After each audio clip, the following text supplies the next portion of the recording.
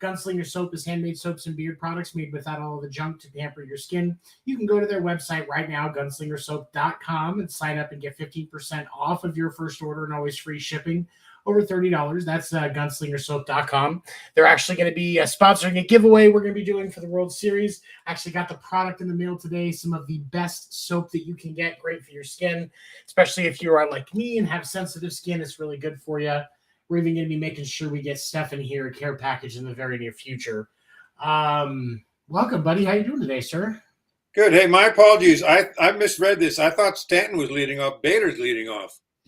Bader's hitting first. I think Standish is leading off the bottom of the second inning is what it was. A lot going on in the world of baseball today. 2 elimination games. Game 1, or the first elimination game already happened as the Phillies beat the San Diego Padres 4-3, thanks to an 8th inning home run by Bryce Harper to put the Phillies up. We saw some amazing baseball out of the Phillies in this series. What stood out to you, Stefan? Just the back and forth of the whole thing. I mean, both teams were so resilient. I mean, they get down by 4, they come right back, score 4 themselves. Right. I mean, even if you know, you're exactly right. We look at what we saw yesterday on on the game with the Phillies and the Padres. Padres started off strong, scored 4 in the top of the first. Phillies came right back and scored 3, and then it was back and forth for the rest of the game. Of course, the Phillies ended up winning it. That's why today was an elimination game. Blah. And Phillies end up winning the series 4-1. They will be facing whoever wins out of the Yankees and Astros series in the World Series that will start next week. Bryce Harper has really made a statement in the playoffs. I've done a total 360 on him. I used to hate that guy. Now I really kind of admire him, respect him. I mean, he's turned into a great player. Not turned into, he is a great player. He is a great player, and I think that because of the lack of press that we see with that the Phillies get, because they are considered a small market team, despite Phillies market being quite big. So there hasn't been a lot of view on the talent that is Bryce Harper, but when you look at his numbers, he had a 400 batting average over the NLCS with 8 hits, 2 home runs, 5 RBIs, 4 runs scored in the 5 games. He got at least 1 hit every game during the NLCS. I think my initial dislike was because of those hair commercials. It's, he's definitely putting it down. And you also look at Rhys Hoskins. Rhys Hoskins was, I remember because my buddy Dan and Dick Werner, who was supposed to be joining us tonight, but maybe a little too focused on the Yankees game. That's okay. Dan was making a lot of noise about the Yankees, but he sells trading cards on eBay, and when I was collecting them himself, he moved some cards on eBay, and he's had a lot of Rhys Hoskins cards. And it was kind of a joke with us because he was getting quite a bit. It was one of those that you just got a lot of, even though you didn't really need them. But when we look at Rhys Hoskins over the NLCS, yes, he's only hitting .222, but he's also gotten 4 home runs, 7 RBIs, and scored 4 runs himself across the 5 games. Always clutch, great fielding play, absolute stellar by both of them. Standouts in that series. I think also a big story in the series was the Phillies bullpen versus the San Diego bullpen. San Diego bullpen kind of withered. No, you're 100% right. The Phillies bullpen, they came through. Really came through. I'm trying to see what the numbers look like here. I had it in front of me just a second ago. Bullpen ERA. Where did that go? Their ERA across the NLCS, the ERA was only 3.68. 3.68. That's great nowadays. And We look at, yeah, it is great nowadays, especially, I mean, because normally if you're seeing anything close to 3 or below, that's a starter. That's your starters. That's what your starter should be doing. And to see, because bullpen ERAs typically, from what I've seen, are typically north of 4 for most teams. So that's always good. And just delivering consistency throughout the entire ALCS. 3 of the games were save situations that they've, of course, won. They only gave up 6 home runs throughout the 5 games, and only the collectively over 5 games, the Phillies bullpen only walks 9 batters. Incredible. While throwing across that 49 strikeouts. 49 strikeouts, that's just shy of 10 strikeouts a game from your bullpen in one 5-game series. That and is 3 walks a stupid. game. It's like 2 walks a game. Yeah. You're looking at less than 2 walks a game and 10 strikeouts a game from your bullpen. Crazy. You see, so 3 outs over, we'll say 5 innings. It's 15 outs that you have to get in a worst case scenario of going in the 5th inning for your bullpen. And you get, in that time, 10 of those outs come from strikeouts in the game. Wow. That's got to be demoralizing. Yeah. You just can't quite click it. I was watching today, and Yu Darvish is said to have 11 different pitches in his repertoire. 11. Quick question, because I can't remember this. I know you told me before, but I can't remember off the top of my head. How many did you have? Was it 3? I had, I basically 4, but a terrible slider, so I don't really count that. Pretty much fastball, changeup, and forkball. There you go. But I think the average is 4 for the major leaguers. Yeah, most of your guys are going to have 4. There's a few guys out there like Kimbrel and I think Liam Hendricks and a couple of others that only really have 2. Right. And a few that have 3, but most of your pitches are going to have 4 is pretty normal, 4 to 5 every once in a while. Well, 11. the problem, I think, with having more than 4, which apparently Darvish does not have, is that you have to work on every pitch consistently. And if you have to work on 11 pitches, you're ignoring 10 other pitches. Right. Well, and excuse me, when you look at Darvish, like Darvish was one of the few holdouts for PitchCom in Major League Baseball, which has been an interesting piece for those of you that don't know. PitchCom, instead of having to worry about people stealing signs, they have pitchers have an earpiece and catchers have a receiver that they can type in for the pitches. But PitchCom can only have a max of 8 pitches if it's a modified one. Although I'm sure that of Darvish's 11 pitches, I'm sure a lot of those are like, something like a different fastball, something. So they could put it like down fastball, and he can just do whatever he wants. I mean, as long as the catcher knows what's coming. I mean, if he throws a fastball, if he throws like a cutting fastball or a sinking fastball, if they consider that 2 pitches, I don't think you need an exit button on the pitch clock. Well, as long as you're pitching, as long as you're going pitch and location. Right. Outside of that, it is what you're saying makes sense. Is that would be kind of open, but when you look at Darvish, like normally he's a beast. Darvish is one hell of a pitcher. I've seen him pitch live myself. Actually, I went to opening day at Chase Field this year, and he pitched against the Diamondbacks against, I believe it was Mad Bum that was pitching in that game. And I got to watch him throw, and he just amazing pitcher, absolutely stellar pitcher. And he really impressed me. To see him struggle today, because like he could not get any command of his fastball. He was pulling it, and so he would be trying to get up and in, and it's down low, something outside. Like his release point, there's something up with his release point or his grip or something. I think I saw him. I might have seen half a dozen fastballs through the first, because he threw the first 6.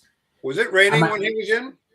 It was raining for most of that game, but it wasn't. That could have something to do with the release point. But it wasn't like a dramatic amount of rain. There was some time in the later part of the game where it got a little heavier, but like while Darvish was out there, most of it was like a mist at best. Like it wasn't really a lot. You couldn't even tell that the guys were really that wet. Like the cleats were a little muddy, but outside of that, like it wasn't really that bad. So I could see it affecting it a little bit, but I don't know. Like even the analysts were talking about, it shouldn't be that much because he was fine with his breaking balls. Right. He was still locating those, his curve, his slider, and all of that. They were all going where they were supposed to.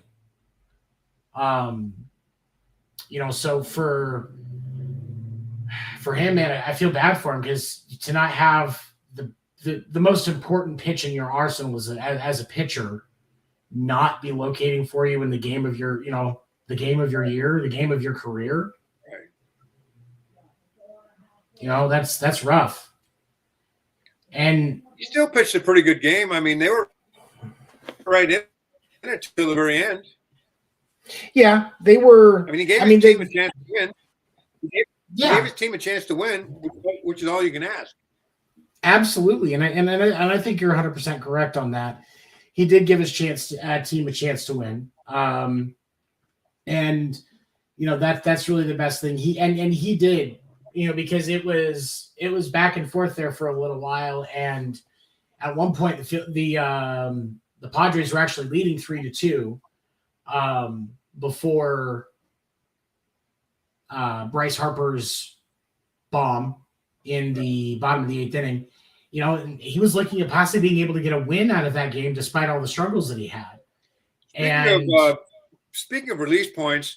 A couple of those runs were scored on wild pitches because I think the Phillies pitcher was having trouble with gripping the ball, and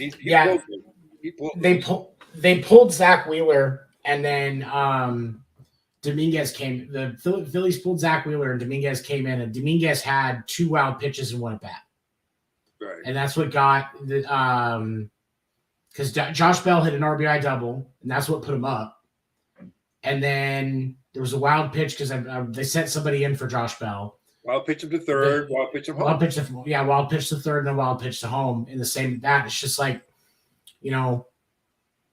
that's those type of things can kill you. But luckily, the Phillies offense is just they don't know quit.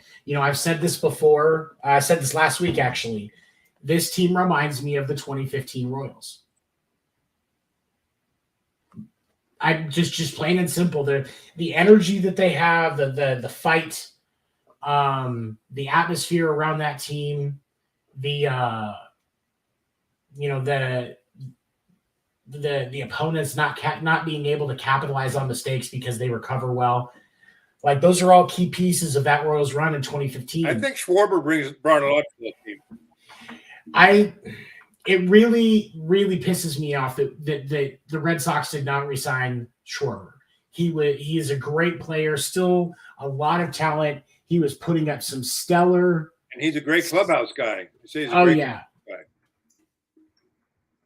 He's there's, and that's the thing is you can always use a guy like Schwarber, but even with him, if you look at the numbers that he had, he hit 400. Throughout the 5 games, 6 hits, 3 home runs, 4 RBIs, and 6 runs. So he has scored 6 runs himself across the 5 games. Like, I mean, you need to tell me Boston couldn't use something like that over JBJ? What is their affinity with Jackie Bradley Jr.? I don't know. Because they gave up. They could have kept Hunter Renfroe. Maybe he has pictures of Keim Bloom or something. I don't know. I mean, he's got pictures of somebody somewhere. He's like he's the Major League Baseball's Dan Sorensen at this point. Yeah. There is some, and I say that respectfully. Dan Sorensen helped Kansas City get their ring, and he has some talent there. It's just his deficiencies are glaring. JBJ, stellar in the outfield. worthless at the plate. But I think Dan's. You said this to me a couple of weeks ago. JBJ's career might be a little resurrected when they get rid of the shift, because a lot of his outs were into the shift. No, and I think if he gets a shot next year, we may. I mean, no, I legitimately, I think there's a few guys that could see a resurgence in their career because of the ban of the shift. I think Ortiz might come out of retirement. I mean, great chance to get Barry Bonds out of retirement to reset that Hall of Fame clock. Giants bring him in, have him sit in that DH slot. Yeah. Just, once every 3 or 4 games, hey, you only have to play when we're home. We'll deal with it when we're on the road, but you just play when we're home. He'll be fine. He can DH at 45. He'll be all right. Tom, because hold on. How old is he? I think he's.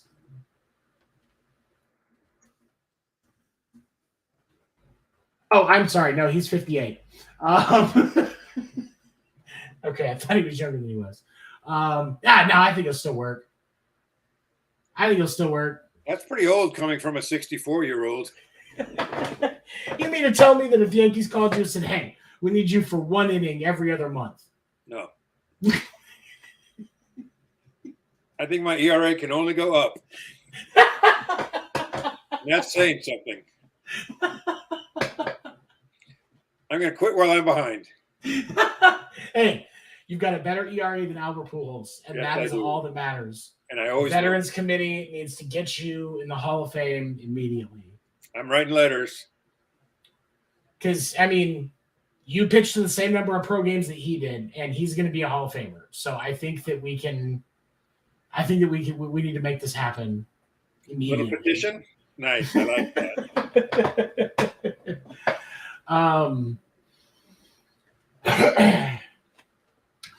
But it's the NL, the National League side as a whole is interesting because there's some people that may already have forgotten. Both the Padres, the Yankees are up bottom of the second, 3-0. A lot of people forget that for the National League side, both of these are wild card teams. Both the Phillies and the Padres that were competing for the National League pennant were wild card teams. And this shows, this definitely added the change in format for the playoffs definitely added an element to it because last year's format, is it possible we still see the same result? Absolutely. But is it likely? Not really. It's baseball. It's, whatever I can do to get more baseball. It's great to relax and watch.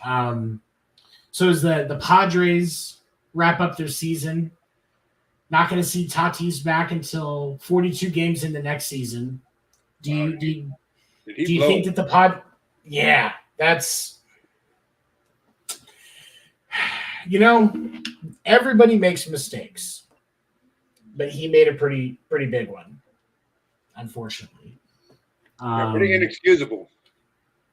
It's if what he says is what happened. And I will say it just like that because there has never been a shred of information that's been released to counter his story. So we have to take him at his word. Of course, Barry Bonds said that too. So did Lance Armstrong. Right, but the evidence came out, so now we can say otherwise. Until we get another proof, hey, how many times did Aroyd say he had quit taking steroids? Right. The second time the cover-up was so intricate, there was a congressional investigation. I mean, so anything is possible. But if we take him on what his word, he got a ringworm, got an antifungal that had a steroid in it that you can't test positive for. It was such a dumb mistake. If he would have just told the team trainers, they would have given him something that was not going to mess him up. So who did give him that steroid? He bought it from what I've seen, he bought it from like a Walmart or CVS or something like that. It was an antifungal cream to deal with the ringworm. And, it's like I mean, and realistically, so let me ask you this. Realistically, knowing that he comes back 42 games, so you're a quarter of the way through the season, realistically, when you get him back. How well the Padres went through this last leg of the season. Do you foresee the Padres being in the playoffs next year? Oh yeah, sure. I mean, wild card team again, or do you think they have a chance at the division next year? No, I don't think they have a chance at division, but I think they have a good chance at wild card. I mean, yeah, they're good. I mean, I don't want to take anything away from them just because they lost today. They're a good team. It's, and one of the things that I keep thinking about is they did everything they've done, knocking out the Dodgers, keeping these games with Philly close, signing Soto. When you look at the lineup that they're going to have next year once Tatis is back, because you'll have obviously Tatis, Soto. You're also still going to have Manny Machado. That's three names right there. That's a great big three, really. Josh Bell. Josh Bell is a fantastically talented player. When you look at, Jurickson Profar only hit like 215 during the season, I think is what it was, but I still think he's got a huge upward momentum that he can go. Brandon Drury is another piece.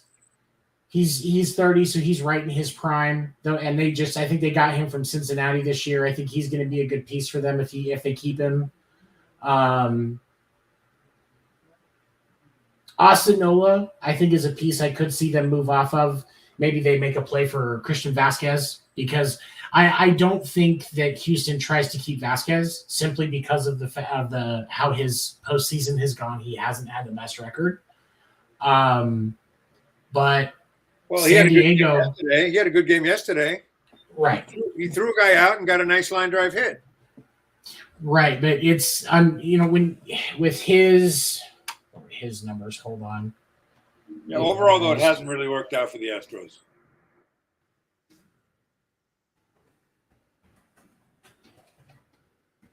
Hold on, because when you look at his numbers, since 35 games with the Astros, he's only hit 250, which, that's decent, but you really, he should have been career-wise. I think he's like a 280 hitter. He only had one home run across the 35 regular season games, 10 RBIs.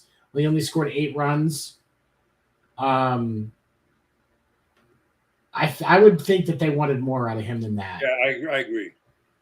And so I could see him. I definitely think he'll be available, but is San Diego gonna make that plunge? Because Austin Nola, him, facing his brother in that series was great. Great story. Great for baseball. I think it's amazing. But is he the right spot behind the plate? Plus, pitchers love Vasquez. He calls a great game. He knows what he's doing. He's and I think that's one of the reasons why Boston hadn't moved off of him, because he does have those ups and downs at the plates, but his confidence behind the plate, the way he calls a game, like, pitchers love that. Yep. Obviously, pitchers love that. So somebody's going to grab Vasquez. I don't think he's done by any means. Let's see here. Top of the third, the Yankees are still up 3-0. Over in the NFL, just a quick score update. Sunday Night Football. Tua Tagovailoa and the Dolphins, I think I said that right, are up 13-3 on the Pittsburgh Steelers. So a lot going on tonight in sports world. It's been a busy day for sports in general. Astros have 2 on with nobody out. Astros first and second, nobody out. There we go. So that's Astros threatening. That's always a good sign. There's only been one time that a team has come back from the 3-0 series. And it happened to be against the Yankees in 2004 when the Boston Red Sox came back down 3-0, ended up winning 4 consecutive games to go to the World Series and end up breaking the curse of the Bambino. It was reported today that the Yankees actually watched footage of that, some highlights from that 2004 series against the Boston Red Sox, and they actually channeled their arch nemesis and asked David Ortiz to speak to them in the pregame. Being realistic, do you think the Yankees can come back and take the series? No. Or are they just staving off the inevitable at this point? Yeah, I think Houston's just too good. Their pitching is too good for the Yankees to come back to win 4 games now. Absolutely. There's Houston. They have 5 starting pitchers that are very good. Yeah. Houston, I think, has the best pitching all around for starters and bullpen in the league. And we've said multiple times this year that the Astros are the Yankees' kryptonite. Kudos to the Yankees for somebody having to recognize that you have a kryptonite, because that's still a compliment. They still had a tremendous season. Judge hit 62 home runs. Aaron Boone didn't lose his job. These are all remarkable things that happened to the Yankees this year. But didn't lose his job yet. Yeah, and that's they just extended him. Oh, did they? Start of this season, they just extended him. So I would say what I would expect is next year his job is going to be on the hot seat. Definitely. Because, last year you lost to the 1-game wild card series to the Red Sox. You know what? 1 game, new format this year. Get to the divisional round, end up not even really having to do anything until you have to struggle to fight through the Guardians. You almost get knocked out by the Guardians in the divisional round. And you get to the ALCS, and you can't find your offense against the Astros. If the Astros were stealing Steins right now, they wouldn't need to. 3-3. Tie ball game. I wonder who hit a home run. Well, let's take a look here. Pena. Oh, yeah. Wow. 3-3. That's got to quiet the crowd. The crowd. Yeah, Jeremy Pena. Another great player. He took over for Correa Yep. And that's the thing is and there I saw a thing earlier, I think it was last week. Correa has been, doing playoff work in the broadcast, the pre and post game broadcast. I think it was for TBS. And one night in the last series, he had to interview Pena, and you could tell it was kind of super awkward. Right. I can see that. And I get on Correa's side, he needed to try something different. And then he gets, he and Freddie Freeman both had struggles with agents with their negotiations. And Correa, of course, opted out of his deal as he was allowed with the Twins and will be back on the market. So he will go somewhere. He can still opt out after this year. Yeah, he did. He's already said he's going to. Oh, he did already? Test free agent. He did say that re-signing with the Twins is not off the table. So it is possible that he may go back. The Twins actually started off pretty strong this year. They did this year what the Mets did last year. They started off really strong and fell off in July and just never recovered. A lot of people, including myself, had them picked to take their division. So it'll be interesting to see what they do. Correa could definitely still be a contender there if they're going to make the right moves. But I think he's kind of trying to force their hand on that, along with making sure that he can't make a lot more money elsewhere. We'll see what happens. It's tough to live on $300 million a year. The scrapings are bare. You get the cabins. The cabinets. They're not even, the cabinets aren't even there because you don't have the money to build them. I have to make $1 more than that guy.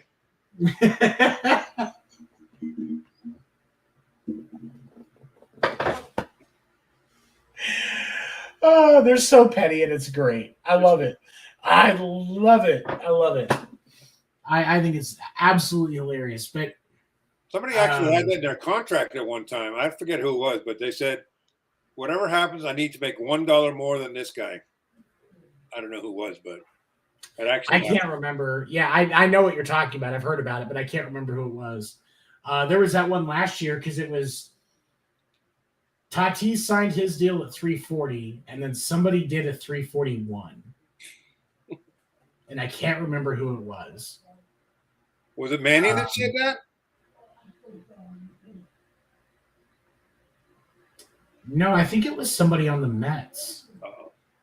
Wait, no, it was somebody on the Mets did 340, and then Tatis did 341. Who was it? I can't remember. Darn it. Anyway, Beverly, actually, my mom in the comments makes a good point here. She said, names don't win games, actions win games. They can have a team full of whoever, but if they get hurt or have an off season, they will be the next year's Orioles. Talking about the Padres there. No, and she's 100% right. Like, that's just the way that it works. Got some bots trying to spam us in the chat. I appreciate the attention to whoever's sending the bots, but please don't. I get distracted too easy. I have ADHD. It doesn't help. No one remembers who finishes second. I mean, next year, I probably next year, not many people will even remember that the Padres got this far.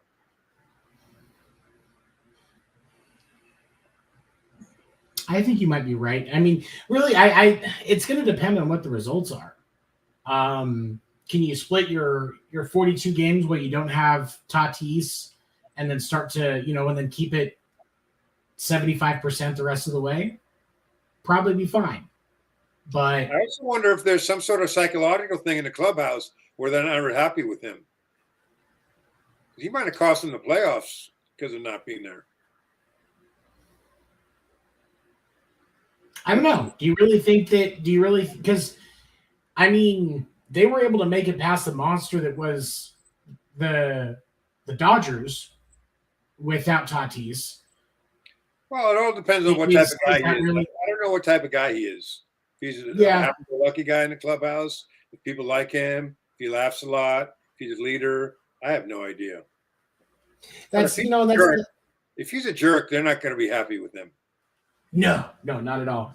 Well, and you look at, but also there's some guys that it doesn't matter what they do, they're going to be able to recover anyway. I mean, heck, Draymond Green punches Jordan Poole and they're fine. Yep.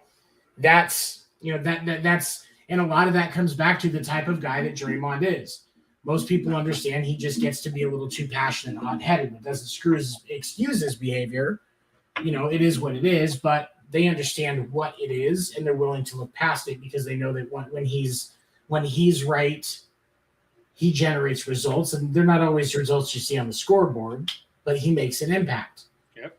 And there are some guys in baseball where it's more about the defense than the hitting, but in today's game, teams have started to even move away from that because you need every run you can.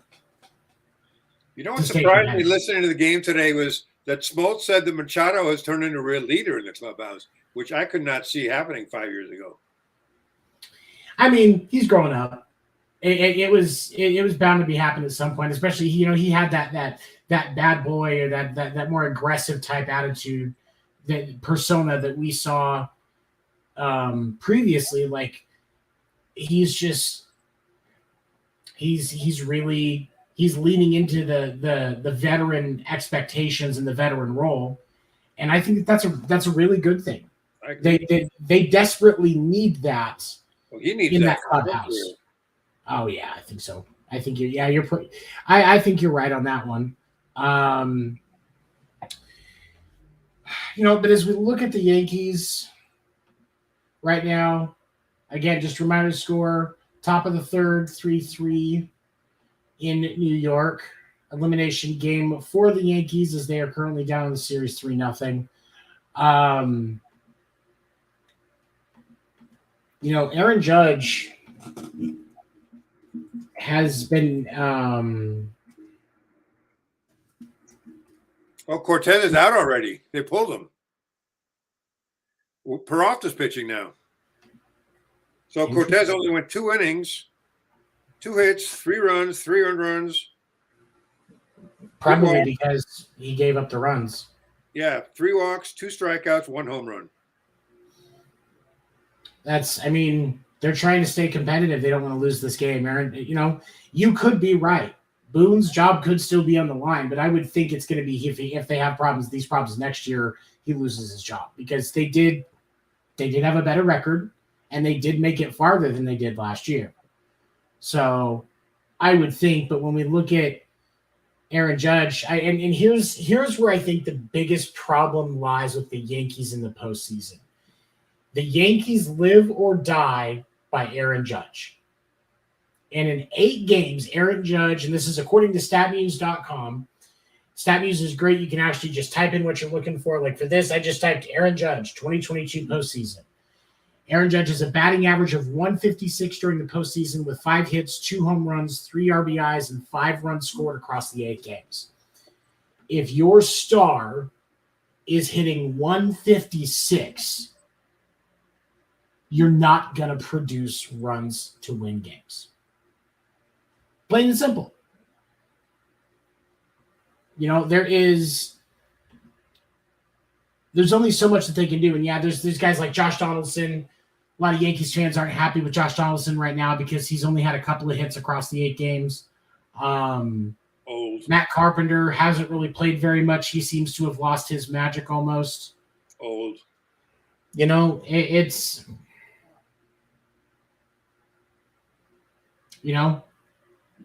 Matt Carpenter, I think, as of yesterday, he had 8 at-bats, 8 strikeouts as of yesterday. Yeah, he is.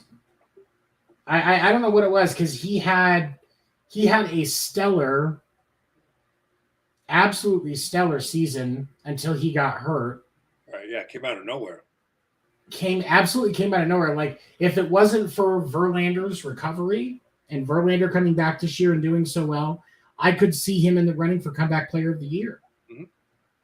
But Verlander's got that just as much as Judge has the AL MVP. That's just what it is. It'd be nice to be able to win comeback player of the year and Cy Young. Yeah, because that's exactly what's going to happen. And before our fun topic for the night, we had kind of decided we were going to talk a little bit about the most hated players in baseball. But before we do that, I wanted to ask you one more question, dear. There is a lot more conversation around Shohei not being with the Angels next year, despite that re-signing, because now that Shohei has been back in Japan following the end of the season with the Angels, he has made comments about not having a very fond memory of this season. Right. That makes sense. Which, and especially within the Japanese culture, like even if you're willing to say something like that, that signifies a significant negative opinion in most cases. Well, it's tough to have fun when you lose night after night. And have fun when you hit 30 home runs and go home a loser. And think about this: the Phillies fired their coach in May, and they're in the World Series. The Angels fired their coach in May, and they were basically out of contention by the end of June. May 30. There wasn't really a sure road back to success after that. Shohei could be moving after the season. Do you think that there's? I feel like, because my heart says I want Boston to get Shohei, so we can further reverse the curse of the Bambino. We're going to get Shohei and only ring with him. Make sure that it's gone. But I had a conversation with a friend of mine Friday. The Braves grabbing Shohei would be I put him over. I put him over. and put him over, because then at that point, I mean, look at the Braves starting rotation. They've got 3 decent pitchers now for their starting rotation. Shohei gives you a 4th and a very, very good at bat in him, because just like we've said, Shohei is really 2 roster slots out of 1 guy, so you get that extra slot to use for what you need it for, because Shohei is also a great hitter, and you can put him in as a DH when he's not pitching and still get results. Which offense would be a huge help for them, I feel like, especially with the competition that they deal with on a regular basis. I think the Braves would really benefit by doing that, especially because of, they didn't spend as much money as they thought they were going to, because they didn't keep Freddie Freeman. So why not go dump a bunch of money? Imagine Shohei batting in front of Acuna or Ozuna.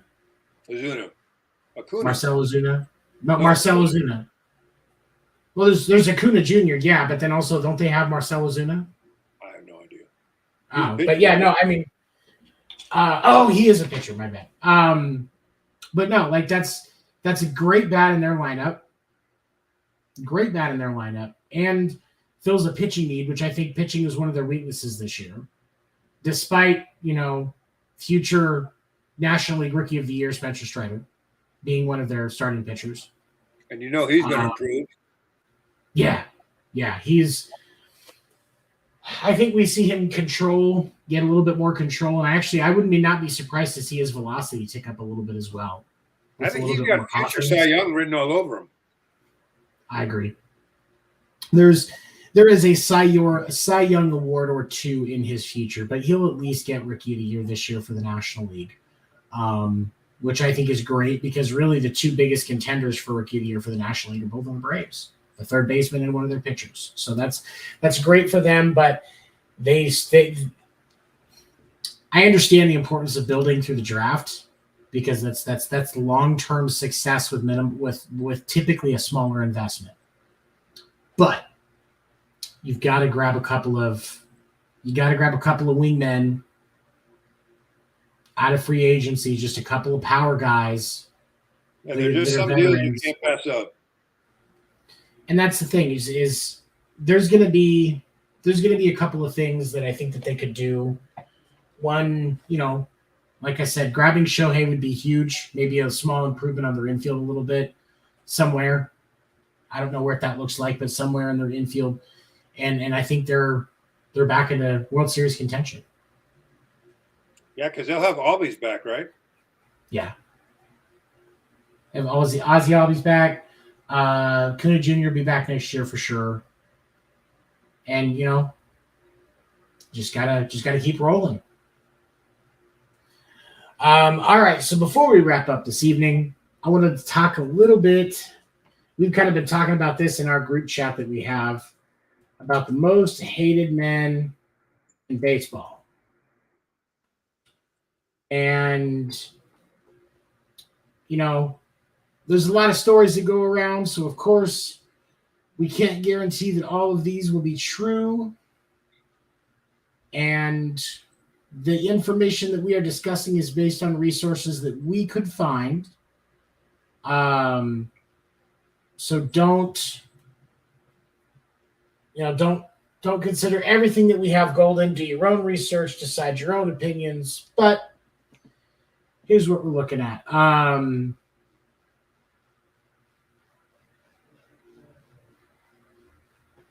Houston took the lead. Did Houston take the lead? Oh, yep, they're up 4-3. They scored in the top of the third, so that's good for them. Yankees are now going to be backpedaling again.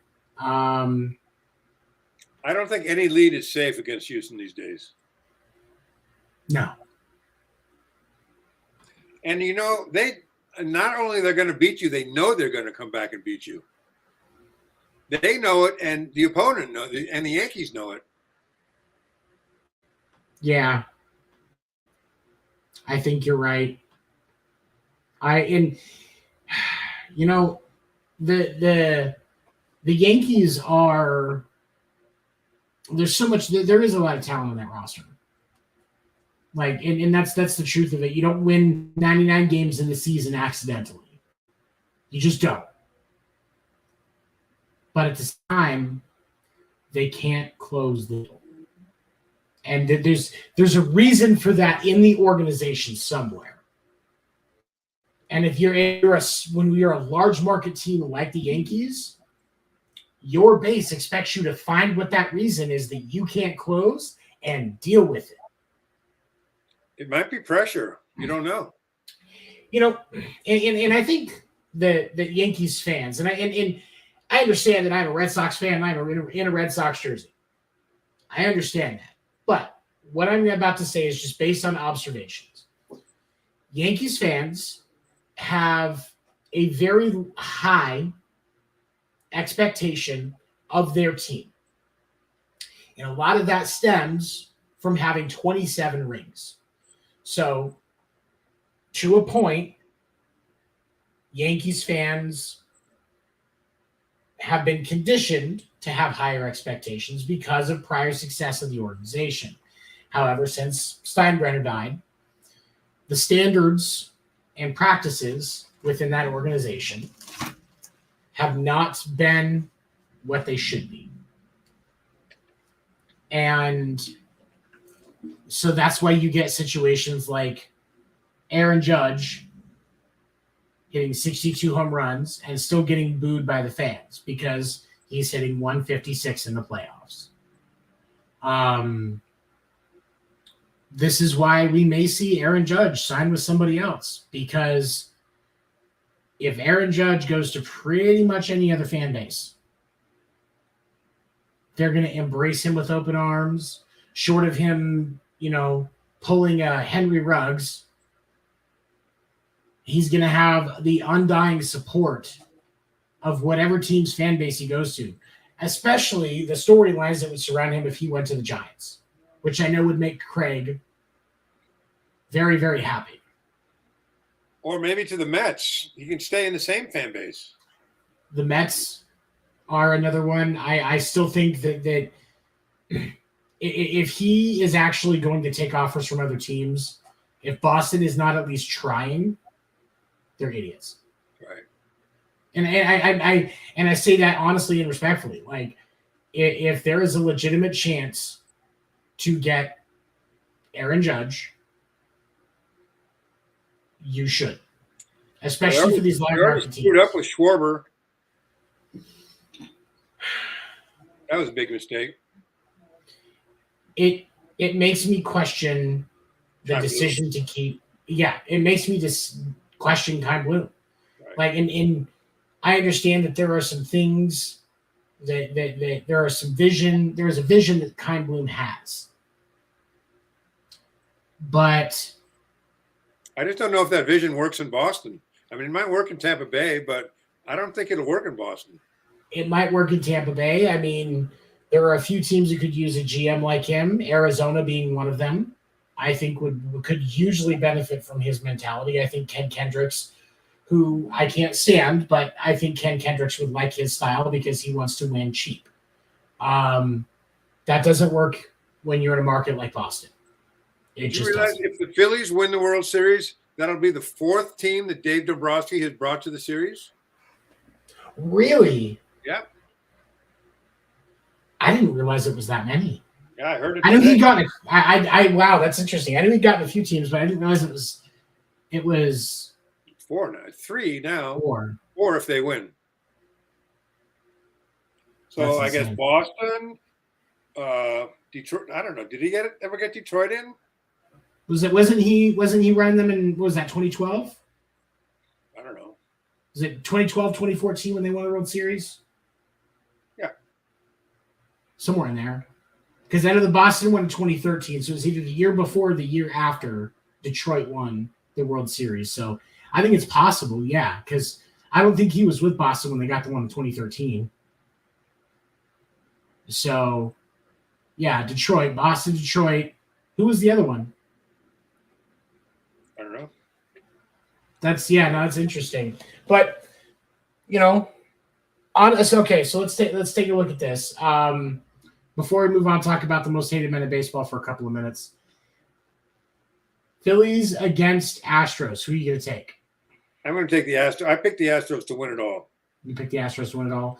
Yep. So, in the unlikely event that the Yankees come back in this series, who would you pick out of the Yankees and the Phillies? I think I picked the Phillies at this point. I can support that. I think I'm going to root for the Phillies in the series, regardless of who they play. Phillies are a fun team to root for, but I expect an Astros-Phillies World Series, and I expect the Astros to win. Mm-hmm. All right, so quick update. Astros-Yankees. Astros are still up 4-3, bottom of the third. 1 on, nobody out. Okay, so before we wrap up today. Hold on. Florida Marlins. He took the Florida Marlins in 1997. Oh, okay. The Tigers in 2006 and 2012, and the Red Sox in 2018. 04. Oh, that was the 18 series that he did for them. Okay. Yeah, forget about the Marlins. I forget about them as a team in general sometimes. Well, sometimes they're pretty forgettable. Yeah. Okay. All right, so let's talk. And the first one I want to talk about with most hated people in baseball. This one kind of shocked me. But the number one most hated person in baseball, or most hated baseball player of all time, according to Bleacher Report, is Ty Cobb. And what they said was that by most accounts, Ty Cobb is hands down the worst human being to ever play in Major League Baseball, and it's not even close. Cobb was frequently involved in fights and was also a well-known racist, obviously playing during a time where this was still common in the country. For example, Cobb had a confrontation with a groundskeeper back in 1907 during spring training. According to Gilbert King of Smithsonian.com, in August, Georgia, a black groundskeeper named Buggy, whom Cobb had known for years, attempted to shake Cobb's hand or pat him on the shoulder. The overly familiar greeting infuriated Cobb, who slapped him and chased him from the clubhouse. When Buggy's wife tried to intervene, Cobb turned around and choked her until teammates pried his hands off of her neck. He would punch out his own fans. Yeah, he was. Yeah, I've seen a lot of aggressive stories about Ty Cobb. If they booed him, he'd go punch someone out. Yeah, he really wasn't one to like criticism. No. And you know that stolen base season that he had, what was that, 1915? Where he had set the record for stolen bases in a season. Incidentally enough, was mentioned in the book that was written by Ron T. Waldo, who we interviewed last week, Dead Ball Trailblazers. There is a chapter on the Ty Cobb stolen base season. It is a great read. Yeah, he was not well liked by a lot of accounts, and not a good guy. I was shocked because initially when I was younger, I had heard some positive things. I know my grandpa really liked him. Maybe it was because he was racist, but I don't know. We're talking about the same man that quit watching golf on TV for 2 years when they started featuring Tiger Woods. So I'm just being honest. I love the man. The man taught me a lot, but he in his younger years, he did not have a very forward-thinking opinion. It changed, but it was not always great. Great. Athletes are people too. My Thursday night show, Sports Report After Dark. It's one of our firm believers, our firm platforms, if you will, is that athletes are people too. But Ty Cobb is an asshole. Pete Rose, obviously not a good reputation. A-Rod and Barry Bonds, along with Roger Clemens, also not very well liked throughout their time. Wasn't there a couple that you wanted to talk about? Well, I was looking at a list, like the top 4 are all Houston Astros, and I think that's because of the cheating scandal. Like Altuve, seriously, Altuve, Correa, and Bregman were all the top 3. And I don't think that's, I don't think they're unlikable. I just think, people are pissed off that they cheated. Yeah, and it's just like with this Bleacher Report article, Alex Rodriguez being one of them. I think it has a lot to do with, with A-Rod, it's the steroids. Right. And with Altuve, Correa, because like earlier, beginning of the year, there was actually a couple of pieces, a couple of videos that were about Correa and like about, his when he's not playing baseball. And he seems like he's actually a pretty good guy. So I now never met him personally, don't know him from Adam. I get it. But I would think that maybe you're right on that one. Now, Altuve, I think there's a little more to that one. Could be. Well, I hear all the time someone saying, "Oh, that guy's a jerk. He wouldn't sign my kids' baseball." Guys that I know, like someone once said, Dave Winfield's a jerk. He didn't sign my kids' baseball. And I know personally, Dave Winfield is one of the classiest, most stand-up guys in baseball. Yeah. People just don't know these. People make assumptions. They don't know these people. Yeah. Well, and there's so many people that will judge their opinion of a player based on that one interaction. Hey, will you sign my baseball? Right. And they just say no. Look, you will sometimes, when you want to get out of work and your boss says, hey, can you do this for me? You're just like, no, I'm going home. Athletes are people too. They're allowed to say no when they want to be done. We're all allowed to say no. To expect that somebody is not allowed to say no. Now, let's say, for example, Comic-Con. Okay? People go to Comic-Con for pictures and autographs. Like you're there to cosplay, take pictures with celebrities, and get their autographs. And if somebody, we'll say Ryan Reynolds, sets up a booth at Comic-Con and is signing autographs and taking pictures, promoting Deadpool. And Ryan Reynolds says he's going to be there X hours each day. And he gets to the end of his shift. He says, all right, guys, I can't stay. I'm done. I'm exhausted. And he gets up and leaves. People are going to be mad at him and say that he was an asshole. You just don't know that when had a huge fight with their wife the night before. Yeah, you just don't know. I mean, his wife might have kicked him out of the house the night before. They just don't know. Yeah. You don't know. You don't know somebody's race.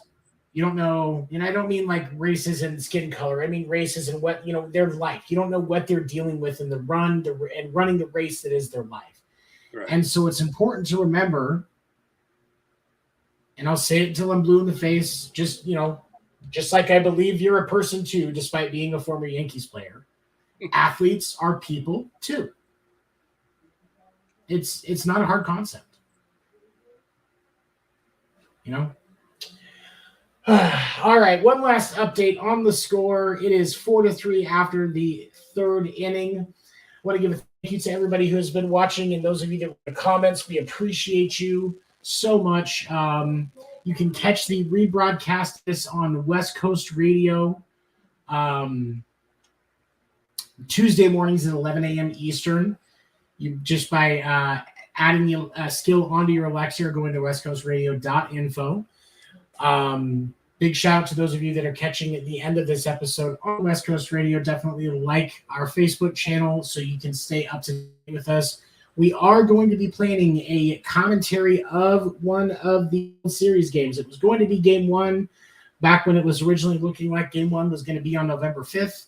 But since it looks like game one is going to be on Halloween, it will probably be not that game. It will be a different one. But we will have more information on that. Stay tuned on our Facebook page for more information. I know Stefan will be popping in if he can for that as well, which I think is going to be great as we talk about baseball. What do you mean popping in? I'll be sitting in this chair. I'll push me off this chair.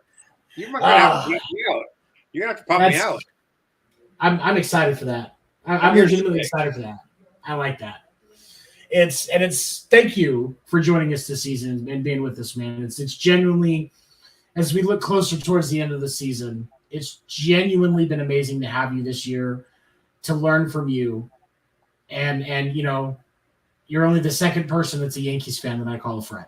So that's. Well, I want to thank your Yankees associates. You're not a fan, you're a former player, but that's been associated with the Yankees that I call friend. I've learned a lot from you too. You are very knowledgeable in sports, I have to say. Thank you. I appreciate that.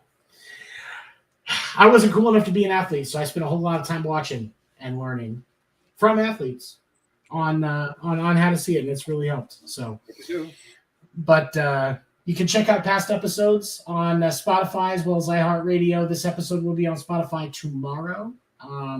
If you're listening to this on West Coast Radio, the episode is already on Spotify. So if you missed anything, you can go back and get it. But tonight, before we wrap up, we are going to run a promo for each of our other sports shows that run on West Coast Radio. And we will see you guys. You can catch me tomorrow night on Sports Report at 10 p.m. Eastern.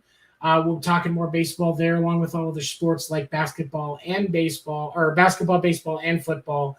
Along with combat sports and stuff like that. Tuesday nights, there is Fight Night. That is Will and Josie going into combat sports like boxing, UFC, WWE, AEW, and so on. And then Dan and I, Thursday nights at 10 Eastern for Sports Report After Dark. You can go to the Sports Report Facebook page for a full schedule. We would love to hear from you. Thank you, everybody, for joining us. For my friend Stefan Wever, I am Seven. Have a great week. Thank you.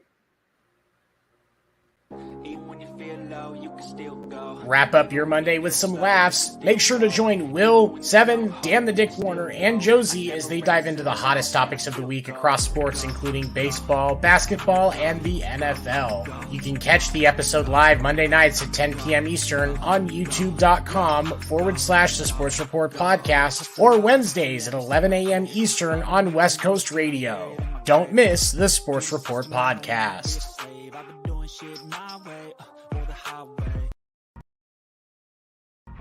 Don't miss Fight Night. Every Tuesday night, Will Morgan and Josie Haney break down the hottest topics of the week across combat sports, including UFC, boxing, WWE, AEW, and more. Past episodes are available on youtube.com/The Sports Report Podcast, and each episode will air again Thursday morning at 11 a.m. Eastern on West Coast Radio. Don't miss Fight Night. Tune in or tap out.